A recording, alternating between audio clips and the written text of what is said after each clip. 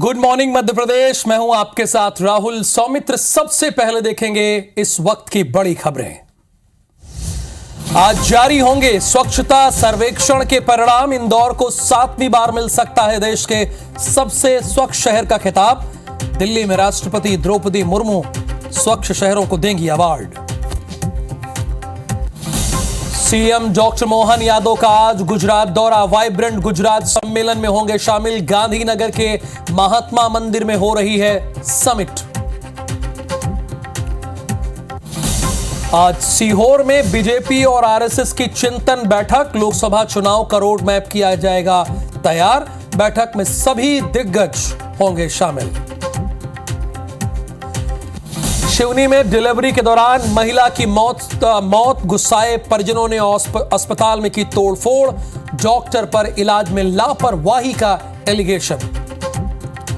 झाबुआ में 2 बाइक के बीच जोरदार भिड़ंत। हादसे में दंपत्ति की मौके पर मौत। 2 लोग जख्मी, इलाज जारी। महाराष्ट्र में उद्धव गुट को झटका। स्पीकर में शिंदे गुट को बताया असली शिवसेना। एकनाथ शिंदे समेत 16 की विधायकी रहेगी बरकरार।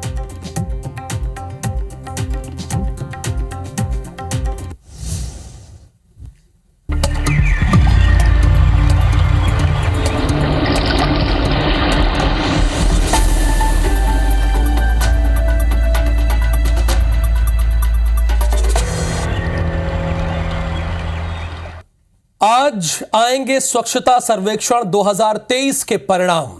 यानी 2023 में सबसे साफ सुथरा शहर कौन सा रहा है, इस बात की जानकारी आपको पता चल जाएगी। देश के महामहिम प्रथम नागरिक के हाथों उस शहर को पुरस्कृत किया जाएगा। अपने आप में बड़ी बात है। द्रौपदी मुर्मू जो कि देश की प्रथम नागरिक हैं, उनके हाथों से यह सम्मान मिलेगा। देश भर के, इसमें कोई एक शहर या कुछ शहरों ने हिस्सा नहीं लिया है। यह देश भर के सभी शहरों में सबसे साफ सुथरा शहर कौन सा है, इसके बारे में बताया जाएगा। छत्तीसगढ़ की राजधानी रायपुर को भी अवार्ड मिलेगा। खुद सीएम गए हुए हैं, जाएंगे। गार्बेज फ्री सिटी सर्वेक्षण में रायपुर को 5 रेटिंग मिली है। स्वच्छता सर्वेक्षण अवार्ड का आज ऐलान होगा। और इंदौर 7वीं बार एक बार फिर से देश का सबसे साफ सुथरा शहर का खिताब पा सकता है। चूंकि लगातार 6 बार इंदौर के पास तो ये तमगा है, लेकिन 7वीं बार भी ये तमगा मिलने ही जा रहा है। अंशुल मुकाती इस वक्त हमारे साथ लाइव जुड़े हुए हैं। अंशुल, हालांकि आज ये पुरस्कार दिया जाएगा, लेकिन कैलाश विजयवर्गीय ने भी बता ही दिया था। और पिछले 1 साल में देखा जाए, 2023 में देखा जाए तो 22 और 21 और 20 से ज्यादा साफ सुथरा शहर बना है इंदौर। क्या बदलाव आपने देखा और क्या उम्मीद है, ये आप हमारे दर्शकों को अपडेट दीजिए आप।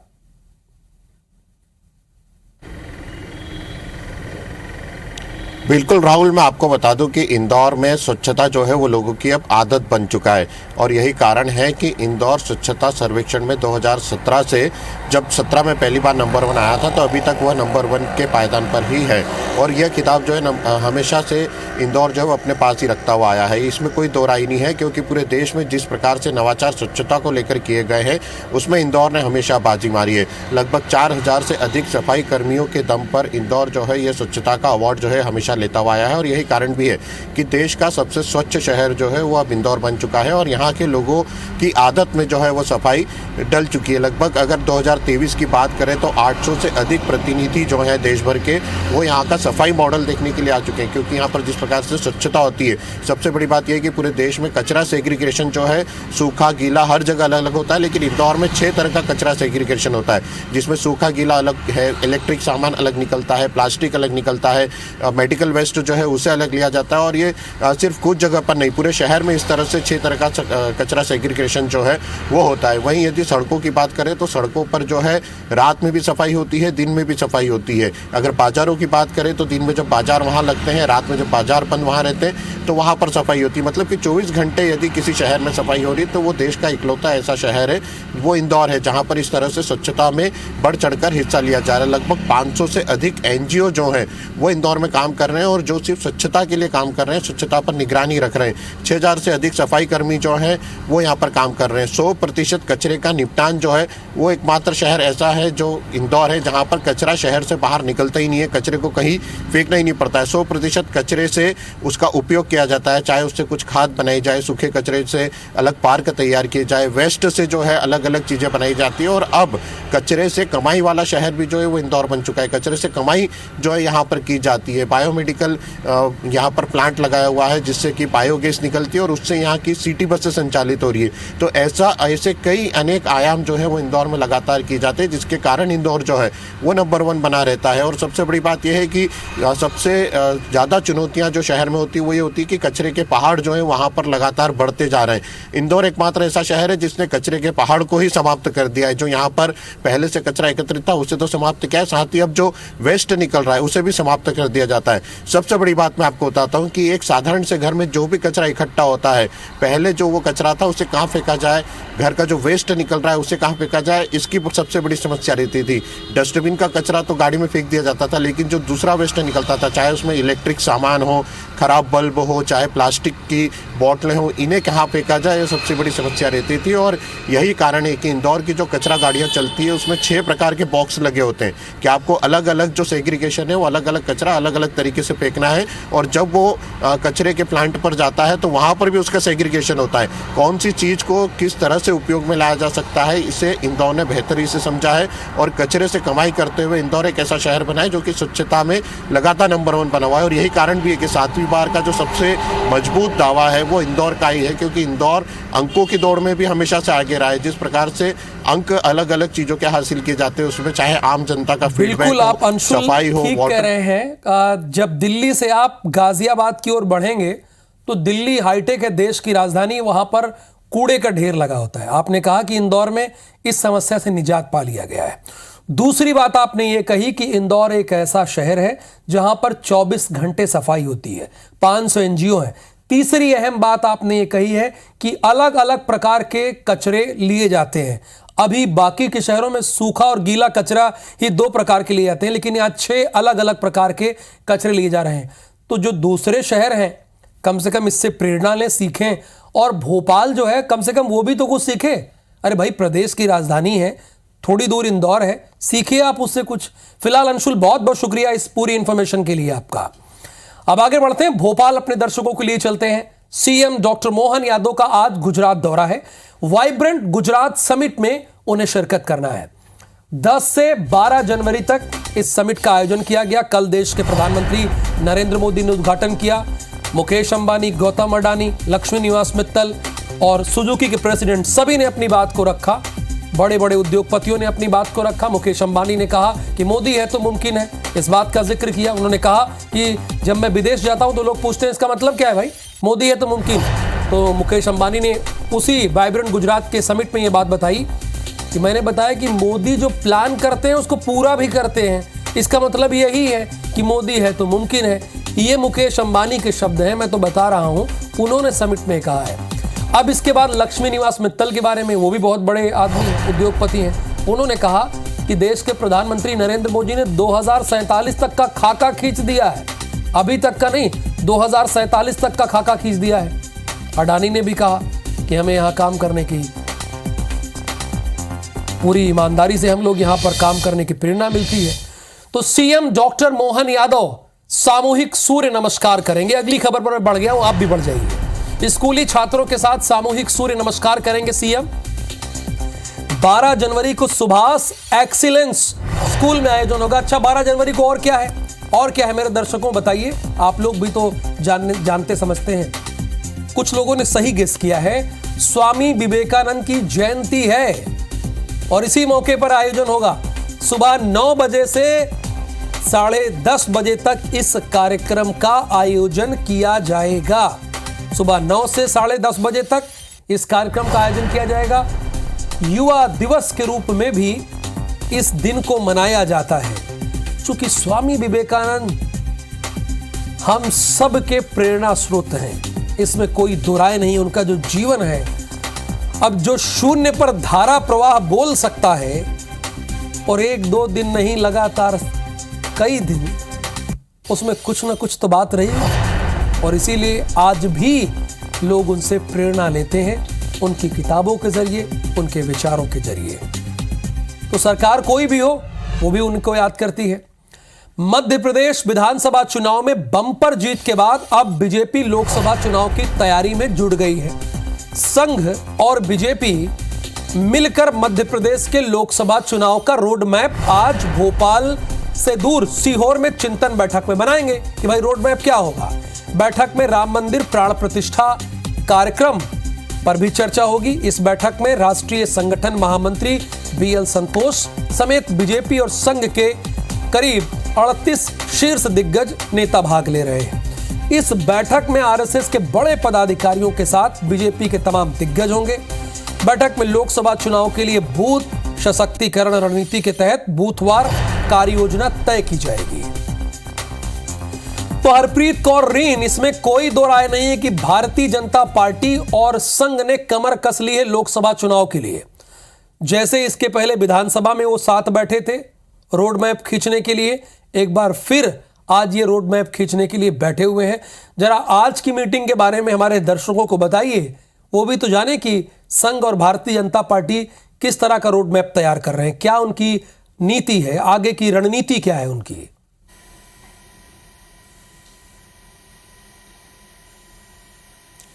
बिल्कुल, देखिए यहाँ पर आरएसएस और बीजेपी की एक बड़ी बैठक सीहोर के एक रिसोर्ट में होने जा रही है। करीबन 1.25 साल बाद ये बैठक हो रही है, जिसमें आरएसएस के जो दिग्गज हैं वो शामिल होंगे। इसमें संघ के सह सरकारवाह अरुण कुमार, बीजेपी राष्ट्रीय संगठन महामंत्री बीएल संतोष, राष्ट्रीय सह संगठन महामंत्री शिव प्रकाश, प्रदेश भाजपा अध्यक्ष बीडी शर्मा, इसके साथ ही मुख्यमंत्री डॉक्टर मोहन यादव, संगठन महामंत्री हितानंद शर्मा शामिल होंगे। खास बात यह है कि सत्ता संगठन के कई मसलों पर इस चिंतन बैठक में विचार किया जाएगा, चर्चा की जाएगी और बैठक में सत्ता और संगठन के पदाधिकारियों को पार्टी हाईकमान के जो नए कार्यक्रम है वो सौंपे जाएंगे। इसके साथ ही लोकसभा चुनाव के लिए नए चेहरों पर भी इसमें मंथन होगा। दरअसल जिस तरह से मध्य प्रदेश विधानसभा चुनाव में सांसदों को मैदान में उतारा गया, वो सीटें भी खाली हुई हैं। ऐसे में उन सीटों पर नए चेहरे उतारने पर भी रणनीति तय होगी। 3 मुख्य बिंदु इस चिंतन बैठक में है, जिसमें विधानसभा चुनावी जो तर्ज थी विधानसभा में, जिस तरह 2023 में जीत हासिल की है, अब 2024 में जो लोकसभा चुनाव है उसकी जो रणनीति है वो इसमें तय होगी। और इसके साथ ही जो दूसरा बिंदु है कि रणनीति तय करने के साथ ही उसके क्रियान्वयन को लेकर भी यहाँ पर चर्चा की जाएगी, मंथन किया जाएगा। इसके साथ ही 10% वोट शेयर जो बढ़ाने के लक्ष्य यहाँ पर बीजेपी ने रखा है, उस फॉर्मूले पर यहाँ चर्चा की जाएगी। तो कुल मिलाकर लोकसभा 2024 का जो मिशन है उसकी चर्चा के लिए ये चिंतन बैठक आयोजित की जा रही है और इसमें बीजेपी और आरएसएस के जो दिग्गज हैं वो शामिल होने वाले हैं। जी, बीजेपी और आरएसएस के दिग्गज शामिल होने वाले हैं और 2024 लोकसभा चुनाव के रोडमैप की तैयारी यानी खाका खींचा जाएगा। बहुत शुक्रिया हरप्रीत कौर रीन इस पूरी इंफॉर्मेशन के लिए आपका। तो भारतीय जनता पार्टी हो या कांग्रेस, दोनों ही दल लोकसभा चुनाव की तैयारी में अभी से जुट गए हैं। विधायकों के प्रबोधन कार्यक्रम का बुधवार को समापन हो गया। प्रबोधन कार्यक्रम के अंतिम दिन संसदीय कार्य मंत्री कैलाश विजयवर्गीय ने कहा कि चुनाव जीतना कठिन है, लेकिन चुनाव जीतकर जनता की सेवा करना उससे ज्यादा कठिन है। मैं उस जमाने में विधायक था जब मोबाइल नहीं था, इलेक्ट्रॉनिक मीडिया नहीं थी। अब बहुत सावधानी से अपने जीवन का पालन करना है। आप क्या करते हैं ये सबको पता रहता है। वहीं विधानसभा के अध्यक्ष नरेंद्र सिंह तोमर ने ऐलान करते हुए कहा कि बजट सत्र में शून्यकाल शुरू होगा। पहली बार चुनकर आए विधायकों को शून्यकाल में अपने मुद्दे उठाने की प्राथमिकता होगी। बता दें कि विधानसभा में विधायकों के लिए 2 दिवसीय प्रबोधन कार्यक्रम था। पहली बार चुनाव जीते विधायकों का कहना है कि उन्हें प्रबोधन सत्र से बहुत कुछ सीखने को मिला है। देखिए, जब स्पीकर कद्दावर नेता रह चुका होता है तो वो जानता है कि चर्चा सबसे अहम है। चाहे पक्ष हो या विपक्ष हो, उसकी बात सुननी चाहिए। इसीलिए विधानसभा के स्पीकर ने इस बात का ऐलान किया कि बजट सत्र में शून्यकाल जो होगा उसमें नए विधायक अपनी बात को रखेंगे। उनके लिए भी बड़ी बात होगी भाई, चाहे कांग्रेस से चुनकर आए हो, चाहे बीजेपी से चुनकर आए हो या किसी भी दल से। हालांकि तीन ही दल यहां पर इस वक्त इस बार हैं, बाकी के दलों को मुंह की खानी पड़ी है। जीतना निश्चित रूप से कठिन है आज के समय में, पर उससे ज्यादा कठिन है जीतने के बाद जनता की सेवा करना और विश्वास जीतना। आप समझते कि आपको लोग देख नहीं रहे, पर आपको हजार आंखें देख रही हैं। आप क्या खाते हैं, क्या पीते हैं, किसके साथ बैठते हैं, आप समझते हो किसी को नहीं पता, पर सबको पता है। हम जैसे प्रथम बार के जो विधायक हैं उनको बहुत सारी चीज़ें सीखने को मिली हैं। इस पूरे प्रबोधन के दौरान जितने अच्छे विषय थे उनके विषय प्रवर्तक भी बहुत अच्छे बुलाए गए थे और उन सब लोगों के अनुभवों का हम सब लोगों को लाभ भी मिलेगा। तो झाबुआ में क्या हुआ वो आपको बता दें कि 2 बाइक आमने सामने भिड़ गई। इसमें पति पत्नी की मौत हो गई, 2 लोग घायल हुए हैं। काकड़वानी थाना पड़ता है, काकड़वानी थाना ये वहीं पर हुआ है। 2 बाइक आमने सामने टकरा जाती हैं और इसमें दंपत्ति की यानी पति पत्नी की मौत हो जाती है और 2 लोग घायल हैं जिनका इलाज हॉस्पिटल में चल रहा है। एक काकड़वानी थाना है, वहीं का मामला है। देर रात का मामला है जब यह हादसा हुआ। 2 बाइक आमने सामने टकरा गई और इस टकराहट में दंपत्ति की मौत हो गई और 2 लोग घायल हो गए। यानी बाइक में 2 बाइक थी तो जाहिर सी बात है 4 लोग रहे होंगे, तो चारों कहीं ना कहीं बुरी तरह से प्रभावित हुए हैं। इसका मतलब साफ है कि दोनों में से एक बाइक तेज रफ्तार में रही होगी। 2 की मौत हुई है और 2 बुरी तरह से जख्मी हो गए हैं। हो सकता है कि एक सही से गाड़ी चला रहा हो लेकिन दूसरा स्पीड से आ रहा हो। इसीलिए ना जब भी आप सड़क पर चलें तो यातायात नियमों का पालन करें। बहुत क्या होगा अगर आपको लगता है कि आप 60 या 70 या 80 की स्पीड में गाड़ी भगा लेंगे तो आप जहां पहुंचना चाहते हैं गंतव्य स्थल पर 5 से 7 मिनट पहले पहुंच जाएंगे। आप कभी इसको आजमाइएगा, बस इतना होगा कि 5 से 7 मिनट पहले पहुंच जाएंगे। लेकिन अगर मान लीजिए कुछ दुर्घटना घट गई तब तो कभी नहीं पहुंच पाएंगे ना। और आप तो नहीं पहुंच पाएंगे, आपकी तो गलती है, लेकिन उस बेचारे की गलती क्या है जो सही तरीके से गाड़ी चला रहा था। खबर आई है शंकर कॉलोनी में स्कूटी से अपने घर जा रहे प्रॉपर्टी डीलर को बाइक सवार युवकों ने रोका और गोली मार दी जिससे उसकी मौत हो गई। पुलिस को मौके पर 3-4 कारतूस मिले। आसपास के सीसीटीवी फुटेज पुलिस खंगाल रही है। बताया यह भी जा रहा है कि मृतक के बेटे ने कुछ समय पहले प्रेम विवाह किया था। इसे लेकर कुछ लोगों में नाराजगी बनी हुई थी। फिलहाल पुलिस सभी एंगलों में जांच कर रही कि क्या हो सकता है मामला। प्रॉपर्टी डीलर की हत्या की गई है। अच्छा, प्रॉपर्टी डीलर के बड़े विवाद रहते हैं प्रॉपर्टी के भी, और इनके सुपुत्र ने प्रेम विवाह किया था। पुलिस को अंदेशा है कि हो सकता है कि इसके लिए भी लोगों ने टारगेट किया। तो इसके लिए कौन करेगा? लड़की पक्ष के लोगों ने टारगेट किया या कोई और? पुलिस इस एंगल पर भी जांच पड़ताल कर रही है। पुलिस का काम ही है कि किसी एंगल को छोड़ा ना जाए। जो बॉडी है उसको हॉस्पिटल ले जाया गया, वहाँ रखवाया गया है। गोली के कुछ खोखे मिले हुए हैं यहाँ घटनास्थल से, और ये कॉलोनी के बीच का हिस्सा है और संबंधित लोगों से पूछ करके इसमें अग्रिम कार्रवाई की जा रही है। जल्द से जल्द इसमें हम कार्रवाई कर लेंगे। इधर सिवनी में डिलीवरी के दौरान महिला की मौत हो गई। गुस्साए परिजनों ने अस्पताल में तोड़फोड़ की और आरोप यह लगाया कि डॉक्टर ने लापरवाही की है इलाज में। परिजन ने महिला डॉक्टर को कमरे में बंद किया है। सर्जरी के दौरान ज्यादा रक्त रिसाव की वजह से मौत हुई है। सिविल हॉस्पिटल के लखनऊ डॉन की घटना है। गुस्साए परिजनों ने हॉस्पिटल में तोड़फोड़ की है। महिला की ज्यादा रक्त रिसाव के कारण यानी ब्लड बहने के कारण मौत हुई है। सर्जरी के दौरान मौत हुई थी। लापरवाही यहां पर परिजनों को लग रही है। उन्होंने आपा खो दिया और उसके बाद हॉस्पिटल में तोड़फोड़ की। इधर सिंगरौली जिले में स्वास्थ्य विभाग की एक बड़ी लापरवाही की खबर हम आपको बता रहे हैं। तिनगुड़ी प्राथमिक स्वास्थ्य केंद्र पहुंची प्रसव कराने महिला के लिए डॉक्टर नहीं मिले। प्राथमिक स्वास्थ्य केंद्र में एक भी स्टाफ नर्स नहीं थी, जिससे परिजन उसे दूसरे ऑटो से स्वास्थ्य केंद्र ले जाने की तैयारी करने लगे, लेकिन उसकी ऑटो में ही डिलीवरी करानी पड़ी। गनीमत रही कि प्रसव के बाद जच्चा और बच्चा दोनों फिट है। महिला ओबरी गांव से तिनगुड़ी प्राथमिक स्वास्थ्य केंद्र पहुंची थी।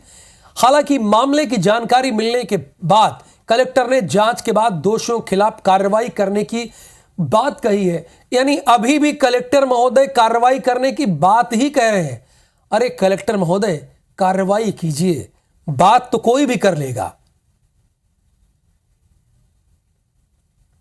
प्रसूति के लिए इस तरह की स्थिति निर्मित होगी, ये मतलब इसकी हमको जांच करानी पड़ेगी कि इस तरह की स्थिति क्यों निर्मित हुई है और कैसे निर्मित हुई है, क्योंकि सुविधाएं हम लोग सब हर चिकित्सा केंद्र में, सामुदायिक स्वास्थ्य केंद्र वगैरह हमारे PSCs हैं, वहाँ पर व्यवस्थाएं बना रखी हैं। तो ये जो आपने जो बता रहे हैं इसको हम जाँच करने के बाद इसमें मैं आपको कुछ बता पाऊँगा।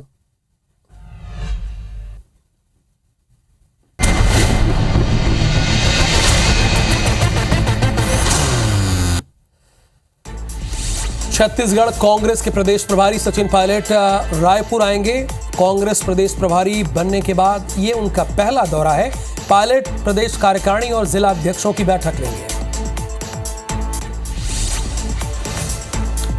छत्तीसगढ़ बीजेपी लोकसभा चुनाव की तैयारी में जुटी। 11 लोकसभा सीटों को 3 क्लस्टर में बांटा गया। रायपुर, बिलासपुर और बस्तर में क्लस्टर बनाए गए हैं। तीनों क्लस्टर के प्रभारी नियुक्त किए गए हैं। अयोध्या में श्री राम मंदिर के प्राण प्रतिष्ठा समारोह में तैयारियां भिलाई में शुरू हो चुकी हैं। भिलाई में भाजपा ने समन्वय समिति बनाकर इस दिन को खास बनाने की जिम्मेदारी सौंपी है। सक्ती में कलेक्टर ने आदिवासी छात्रावास आश्रमों के सभी मंडल निरीक्षक और अधीक्षकों की बैठक ली और छात्रावास निरीक्षण नोडल अधिकारी और सतत निरीक्षण कर रिपोर्ट करने को कहा है। अंबिकापुर में ड्राइवर्स की हड़ताल को लेकर प्रशासन ने बैठक बुलाई। कलेक्टर ने बैठक ली। ड्राइवर, ट्रांसपोर्टर, बस मालिक समेत ऑटो एसोसिएशन के सदस्य बैठक में शामिल हुए हैं। महादेव ऐप के प्रमोटर रवि उप्पल को भारत लाया जाएगा। ईडी ने विशेष कोर्ट में प्रत्यार्पण का आवेदन दिया है। राज्य में खराब सड़क के कारण 2 कारों में भिड़ंत हो गई है, जिसमें वाहनों के परखच्चे उड़ गए। वहीं हादसे में वाहन चालकों के बाल जान बची है। साउथ ईस्ट सेंट्रल रेलवे के कर्मचारियों ने न्यू पेंशन स्कीम के विरोध में और OPS यानी ओल्ड पेंशन स्कीम की बहाली की मांग को लेकर आंदोलन किया। राजिम में नाबालिग से दुष्कर्म के आरोपी युवक को गिरफ्तार किया गया है और बेंगलोर के कर्नाटक में उसे गिरफ्तार किया है। रायगढ़ के सूर्या विहार कॉलोनी में एक घर में दिन दहाड़े लूट हुई है। 3 महिलाओं ने दिन दहाड़े डकैती की घटना को अंजाम दिया। आरोपी 10 लाख से ज्यादा गहने लेकर फरार हो गए। कवर्धा में जिला प्रशासन की निगरानी टीम ने आज बड़ी कार्रवाई की है और भागू टोला में सरपंच को 171 कट्टा धान और अवैध परिवहन करते पकड़ा है। जांजगीर चांपा के नवागढ़ क्षेत्र में खनिज का अवैध परिवहन करते 9 ट्रैक्टर और 1 हाईवा को खनिज उड़नदस्ता टीम ने पकड़ा है। जशपुर में ट्रक अनियंत्रित होकर पलट गया। जशपुर से कोयला लूट लेकर ट्रक अंबिकापुर जा रहा था। घटना में ड्राइवर और क्लीनर घायल हो गए। अंबिकापुर में बस ने ट्रक को पीछे से टक्कर मारी। स्कूटी सवार को बचाने के चक्कर में हादसा हुआ। बस में सवार 40 यात्री थे। गरियाबंद के पोड़ागुड़ा गांव में 2 नाबालिगों ने लाठी और कुल्हाड़ी से वार करके अपने दोस्त की हत्या कर दी। नाबालिग के प्रेमिका से संबंध रखने के लेकर विवाद हुआ। डोंगरगढ़ शहर में फिर से OPD खोलने की मांग उठ रही है। जिला चिकित्सा और स्वास्थ्य अधिकारी ने विभाग के डायरेक्टर को पत्र लिखा। सांसद संतोष पांडे, विधायक हर्षिता स्वामी बघेल ने मांग की है। बलरामपुर के राजपुर में पार्षदों ने अधिकारियों और जनप्रतिनिधियों पर भ्रष्टाचार का आरोप लगाया और CMO को ज्ञापन सौंपा है। भिलाई इस्पात संयंत्र में फिर हादसा हो गया। ठेका मजदूर पर लोहे का वजनी बकेट गिर गया। भिलाई के अलग अलग जगहों पर मिला 2 लोगों का शव। एक व्यक्ति का शव भिलाई 3 पर मिला तो वहीं दूसरे का शव सुपेला अंडरब्रिज की पटरी पर मिला। और गुड मॉर्निंग मध्य प्रदेश के बाद आप देखिए गुड मॉर्निंग छत्तीसगढ़ की खबरें।